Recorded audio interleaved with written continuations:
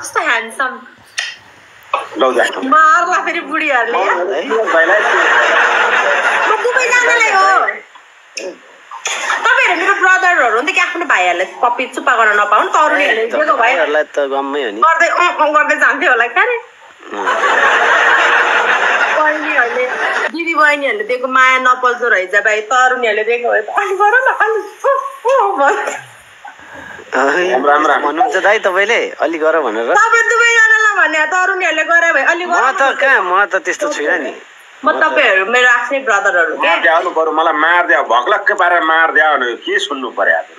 तपाईँ मर्नु भयो भने हामी कसरी हाँस्ने तपाईँको म्याजिक कसरी हेर्ने भन्नु त म्याजिक पनि हेर्नु पर्यो हो नि त म्याजिक हेर्नु पर्यो यस्तो राम्रो राष्ट्रिय कलाकार हुनुहुन्छ अनि उहाँहरूको गीत अनि हाम्रो दुःख कसरी हामी भुलाउने त तपाईँहरू दुवैजना भनेको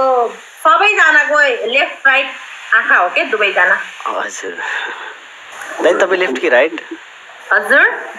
दाइलाई सोधेको म राइट अनि खाना खानुभयो हजुरहरूले खाना त पुरै नि के गफ गर्दै हुनुहुन्थ्यो होला है दुवैजना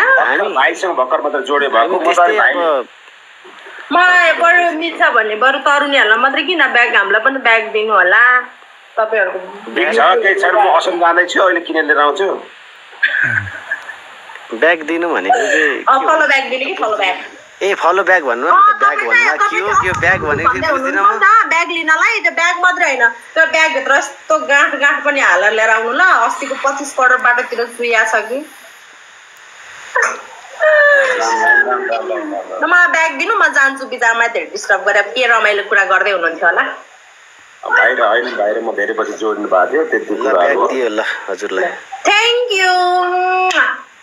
हस्बेन्ड दिनु न छिरो एचएन गुरुङ कहाँदेखि हुनुहुन्छ तपाईँ के गुरुङ हो नि म लामछाने गुरुङ पोखराबाट ओहो पोखराबाट हो म त घोदाने गुरुङ ठ्याक्कै मेरो त प्योर सोल्टी रहेछ के गल्ती गरेछु क्या दाइ भाइ भनेर यस्तै हुन्छ कि मैले सोचे जस्तो के हुन्न कि भनी नहालिदिनु के तपाईँले पनि हजुर दाइलाई भनेको के भन्नुला दाइलाई भनेको बहिनी भनी नहालिदिनु भनेर ए अब मारी गरे भक्लक्कै मार्ने भयो नि मलाई त गाँ भग्लाको मार्नु भेट्यो भने हजुरले भक्लक्क पार्ला भन्नाले सोल्टी हो नि त हजुर मेरो त्यही भएर के भनेको के थाहै त ए भगवान हो नि त अनि ल एनिवे ल खाना साना खानु भयो होला के रे है खाना चाहिँ खाइयो साना चाहिँ खाए ल ल ल के गफ गर्दै हुनुहुन्थ्यो गफ सुन्न मिल्छ भने बस्छु नत्र जान्छु गीत सुन्ने हो कि के गर्ने मुडमा हुनुहुन्थ्यो होइन बाहिर म बिगरिरहेको थिएँ कोही चाहिँ त्यस्तो भनेन भयो यहाँ मैले भन्नाले अघि एउटा घोस्ट म्याजिक राखेको थिएँ कि मैले भनेको अर्थ अटो एकदम मैले मेरो हात यसो गरेर बत्ती बल्ने अनि आफै घन्टी बज्ने एउटा घोस्ट टाइपको ट्रिक राखेको थिएँ त्यो ट्रिकको लागि चाहिँ मैले ग्रो अप गर्नलाई चाहिँ लाइभमा आएको थिएँ कि अनि त्यो सुरेश भाइसँग भेट भयो अनि गर्नु मात्रै आएका थियौँ तपाईँले आएर पतार पतार पतार पतार पतार पतार द्यादै त्यसको लागि बहुत बडो गलत माफ गर्नु होला ल म पनि हजुरहरूको लाइभमा आउँछु ल इन्जोय गर्नु ल okay have a good day by by फेरि पनि बाई बाई ल फाल्दिनु त कसरी यहाँबाट म फाल्दिनु हजुर यहाँबाट जान्छु पछि नै म यहाँ हेर्छु है मलाई नघुचार्नु म आफै जान्छु नघुचार्नु नधकेल्नु के नठेल्नु न यस्तो नगर्नु के मलाई म जान्छु आफै सोल्टी बाई बाई ब्रदर नमस्कार नमस्कार अब मेरो सोल्टी भएपछि त भाइ पनि सोल्टी पर्यो त अनि होइन बिचरा भाइ त भाइ हो सोल्टी सोल्टी हुन्छ सुरेश त मेरो आफ्नै भाइ हो आफ्नै हो है सुरेशलाई त म भेट्न आउँछु के मेरो फुपूलाई लिएर फुपू पनि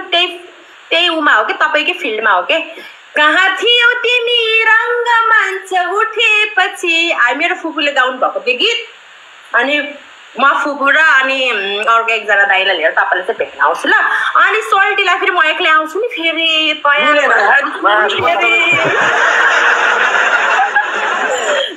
दिदी तपाईँको फुपू हो? मेरो फुपू हो। मेरो फुपू हो नि, शीतल गुरुङ कादम्बिनी। अहिले उहाँ उता उसमा के अरे कुञ्जमा हुनुहुन्छ नि, उता बानेश्वरको कुञ्जमा नि त्यो। शीतल मेरो फुपू। ओके लिउसिस्ट। चल बता चल अझै बेग्लै चल भन्नेहरू धेरै छन् अहिले। तपाईँलाई चाहिँ भेट्न आउँछ है म, तपाईँलाई पनि। अनि तपाईँलाई चाहिँ म आउँछु नि फेरि, तपाईँलाई त फेरि ल बाई। नमस्कार। मारे मलाई मारे भग्लकै पारे यार भाइ। दाइले अलिकति भिटामिन्सहरू खानुपर्ने जरुरत देखियो।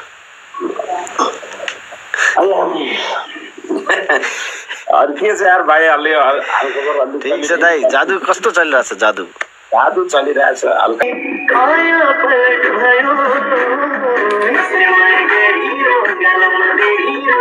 तिमीसँग गर्नुपर्ने एक जरुरी कुरा छ, मेरो सुखमा हाँस्न